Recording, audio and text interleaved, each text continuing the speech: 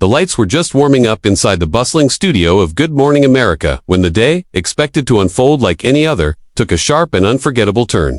In a few short hours, security would storm the set, the cameras would catch a fiery confrontation, and Nicolas Cage, Hollywood's most mercurial talent, would walk out mid-interview in a storm of fury and principle. But that chaos began in quiet, with the faint aroma of coffee and the hum of conversation in the green room.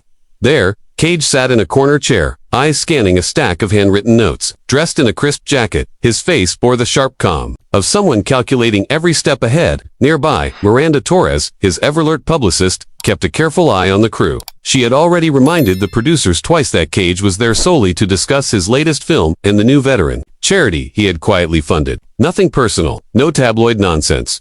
Backstage, though, a different tone was brewing. George Stephanopoulos, tucked away in his office, combed through a folder thick with controversial clippings, old financial records, and stories that smelled more like gossip than journalism. With a yellow highlighter, he underscored portions about Cage's marriages, IRS troubles, and eccentric purchases, anything that might add heat to the conversation. His assistant, visibly uncomfortable, tried to interject with caution. "Sir, the publicist was pretty clear about the guidelines. They don't want this kind of angle." George waved it off with a smirk. "We're not a promo show. We don't let PR reps write our questions. This is news, and I'm going to ask real questions." Minutes before air, Miranda knocked on George's door and paused when she saw the scattered tabloid material laid out like a battlefield. Her voice was calm but firm. "George, we agreed on content. This ... this isn't it." He didn't even look up. "We'll let the conversation take its course," he said, brushing off her concern with cold finality. Miranda pressed again, her voice lower now. "Nicolas is doing this interview in good faith. Don't make a mistake you can't walk back from." George finally looked her in the eye, sharp and dismissive. "Miss Torres, if Nicolas Cage can't handle honest questions, maybe he shouldn't be here." As Miranda returned to the green room, the tension had begun to settle on her like a heavy coat. She didn't even have to speak.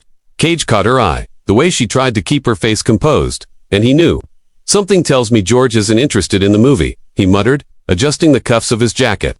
"Just be ready," Miranda said, her voice tight. A moment later, a production assistant arrived to escort them to the stage. The walk from the green room to the main set felt like a slow crawl towards something inevitable. The lights were blinding, the stage pristine, and George Stephanopoulos wore his brightest television smile as Cage took his seat opposite him. The countdown ticked off in the background. 3, 2, 1. "Good morning," George said, his voice smooth. "Joining us today is Academy Award-winning actor Nicolas Cage." The opening pleasantries came and went. And then, with barely a pause, George pivoted. "You've had a remarkable journey." Nicolas would call it a roller coaster. "The tax problems, the marriages, the purchases." Cage didn't blink. "Every actor's career has its waves," he replied. "That's the nature of art. It's not always neat." But George pressed forward, bringing up headlines and scandals, ignoring the reason Nicolas had agreed to the interview. Cage leaned back slightly, his posture calm but his eyes narrowing. "George, I came here to talk about my film and the veterans I've been working with. Are we doing that or something else?" George smiled like he hadn't heard him. "Viewers want to know the man behind the movies, the real you, and what gives you the impression that you're entitled to define what that is." Cage's tone sharpened. "Is this journalism or just thinly veiled tabloid baiting?" George didn't back down. In fact, he doubled down, listing off supposedly public documents about Cage's purchases, shrunken heads, comic books, private islands. Nicolas let him finish, his voice low and deliberate when he finally responded. "George, where exactly are you getting these details? Because I've never filed for bankruptcy, and my purchases aren't part of any court record. So, unless you've hired someone to dig into my private life, you're either mistaken or dishonest." George faltered. "Just for a breath, it's public record," he insisted, fidgeting with his notes. "No," Cage countered. "Court filings show liens, not itemized shopping lists. What you have there didn't come from public records. So, tell me, George, was it a private investigator or just your favorite gossip site?" The studio held its collective breath. Behind the cameras, Miranda was already talking with the floor manager, her gestures urgent but composed. George tried to steer the interview back into his control, but the reins were slipping. "Let's not deflect. This is about accountability," he said, grasping at the narrative. Nicolas wasn't having it. "You want accountability? I visited veterans last month. I donated supplies. I did it quietly, without fanfare. But you don't care about that. You'd rather talk about comic books and furniture." George gave a dismissive nod. "That's admirable, but people also care about responsibility." That was the final nudge. Cage leaned forward, his presence suddenly immense. "You want to talk about responsibility, George. I've employed hundreds of people, set builders, makeup artists, assistance people who rely on the projects I say yes to. So, when I take a job, even if it's not a prestige piece, I'm putting food on their tables. That's responsibility. You think taking a paycheck role is a failure? Try telling that to the family of the guy I hired to run sound. George tried again, turning to the subject of Cage's film choices, but surely you admit, some of those movies Wicker Man, Ghost Rider weren't your best.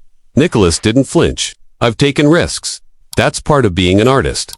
I'd rather try something bold than be safe and forgettable, and I'd rather be called erratic than uninspired. You think your choices reflect artistic vision, not desperation? George asked, his tone laced with insinuation. You don't get to decide what drives my art. Nicolas snapped back. Whether I was paid $10 million or $10, I gave each role everything. Because I respect the craft, even if you don't. The confrontation escalated with each passing minute, the lights hot, the silence between exchanges more deafening than applause. George, unable to regain control, fired another shot. But the public, your fans, deserve to know why you've acted the way you have. What I owe my fans, Cage replied, is good work. What I owe myself is honesty. What I owe you, nothing. By now, even the camera crew had grown tense. George reached for the last card he had left. Professionalism, you've had outbursts. Unconventional moments, you mean I don't act like your cookie-cutter celebrities? Nicolas interrupted. I don't answer questions with sanitized PR lines. I show passion. That's not a flaw. George, that's authenticity. The final insult came when George, red in the face, said flatly, some of your behavior over the years has been hard to respect. The temperature in the room dropped. Nicolas stood slightly, voice low and burning. Respect is earned through integrity, not headlines. So, tell me, George, which of your tactics today have earned you any? And with that, the final hour began to spiral. The studio was silent, oppressively so. You could hear a light cough in the audience, the whir of a camera adjusting its lens. Nicolas Cage remained standing, his hands firmly placed on the edge of the glossy interview desk, his eyes locked on George Stephanopoulos with a level of intensity that made even the cameraman hesitate. You want to talk about behavior, George? Let's talk about yours. You invited me here under the premise of discussing my film and my work with wounded veterans. Instead, you've turned this into a smear session dressed up as journalism. George tried to wave it off with a chuckle, the kind newscasters use to smooth over gaffes, but it landed hollow. I think we should take a break, he said quickly, attempting to regain control, but Nicolas shook his head, slowly, deliberately. Now you want a break? After ambushing me for 20 minutes? No, we finished this, right here. His voice wasn't loud, but it filled the room like a warning. Siren dot behind the cameras. Miranda was visibly furious now. Her eyes darted between George's producer, who looked like he wanted to disappear into the floor, and the security guards who had moved subtly toward the stage. Nicolas Cage was not shouting. He didn't need to. Every syllable came with a sharp edge. You say the public deserves transparency. I agree. So let's talk about transparency. Tell them how you prepared for this interview. Did you read the script? Watch the film? Research the foundation I started for veterans coming home from war? George said nothing. Did you even look at the list of charities I support or the programs I've funded out of pocket for homeless youth? I came here ready to talk about something meaningful, Nicolas continued. But instead, you decided your viewership would rather see me squirm. Well, George, your viewers just saw something else. They saw a man stand up for himself. George shifted in his seat, sweat clearly beginning to bead under the collar of his tailored suit. His voice was defensive now, no longer poised. You're overreacting. Nicolas, these are standard questions. You've lived a public life. No, George, Nicolas interrupted, cutting him off with the precision of a scalpel. I've lived a life, period. That doesn't mean you or anyone else gets to strip it down to headlines and hearsay. He pulled off his lapel mic with care, wrapping the cord around his fingers. The symbolism wasn't lost on anyone watching. You had a chance to do something good this morning. You could have highlighted a film that means something to me. You could have given airtime to causes that save lives. Instead, you reached for ratings. You sacrificed integrity for spectacle. George still tried to salvage the moment, grasping at some form of redirection. We can start again, he said. Let's go back to the film. Tell us about the story, the characters. But Nicolas had already stepped back from the desk. No, you don't get to hit reset after setting fire to the conversation. You've shown me and the audience exactly who you are. You're not a journalist today, George. You're a performer. And this was your act. The production team scrambled. Behind the scenes, one crew member whispered into a headset, likely communicating with the control room. But no one moved fast enough to stop what was happening. Nicolas turned toward the cameras, speaking not to George anymore, but to the audience. To America, I've been in this business for decades. I've made good movies, I've made strange ones. I've struggled, I've triumphed. I've tried every day to be true to the people who believed in me even when the industry didn't. He took a breath and then added, but if this is what media thinks integrity looks like, ambushes, insinuation, and selective outrage, then we've got a much bigger problem than my filmography. The weight of those words sank in. No applause, no teleprompter, just raw, unrehearsed truth. George opened his mouth to say something, anything, but no sound came out. Even he knew the interview had collapsed beyond recovery. Nicholas glanced down at the desk one last time, eyes lingering on the stack of papers George had been using like weapons. You know what, George, he said with finality, I came here thinking we could have a real conversation. Turns out, I was the only one ready for that. With that, Nicolas Cage turned and began walking off the set. The cameras followed him, not out of direction, but instinct. It was the most honest moment of live television they'd captured in years. George remained frozen at his desk. Mike still lived, papers fluttering like lost feathers in the wake of a storm. Security opened the side doors as Nicholas passed through. Miranda fell in step beside him, phone still in her hand, jaw tight with restrained fury. That was either the biggest disaster of your press tour, she muttered, or the best decision you've made all year. Nicholas didn't hesitate. Both, he said. Sometimes the truth has to get loud. Back in the studio, producers scrambled to fill dead air. George sat there for a few more seconds, staring into the camera, face pale and unreadable. The words that had landed so easily during rehearsal now stuck in his throat. He tried to go to commercial.